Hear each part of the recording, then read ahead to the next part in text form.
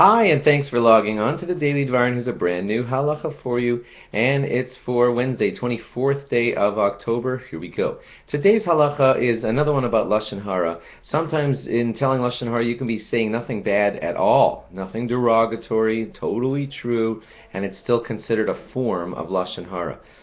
Here it is. Let's say you go to some rich guy, and you beg him for some large donation for something that you're raising money for, and he gives you $5,000. Wonderful.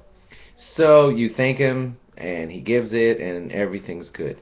And then a while later, someone sees you with the $5,000 donation thing that you got for your school and says, "How on earth did you get that?" And you now tell something totally true, not derogatory at all, and you tell them, "Oh, that rich guy gave it to me."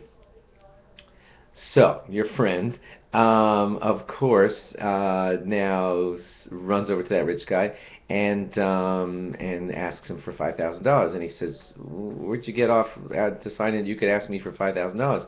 And they say, "Well, didn't you just give $5,000 to so and so? So could you please give $5,000 to my cause? My school also needs something." Bam.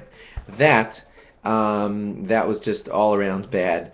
You know what? There are probably two examples of it there. You, the first guy who got the donation and then blabbed about it to your friend, that was off. You weren't allowed to do that because just because he was willing to give you the money doesn't mean he was willing to have you tell everyone about it so that they'll line up at his door.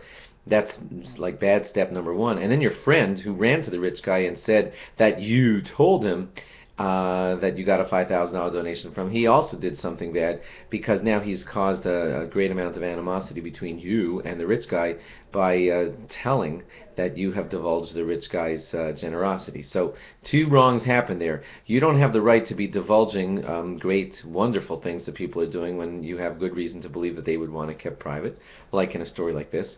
And B, your friend who went and told the rich guy that you blabbed about the donation, he also did something wrong by telling something that you had said about that guy. See, nobody said anything bad about anybody here, and nobody said anything untrue. And yet, two disastrous examples of a type of lashon hara both happened in this story. So watch out for that. Thanks for logging on. Log on again tomorrow for more. Bye bye.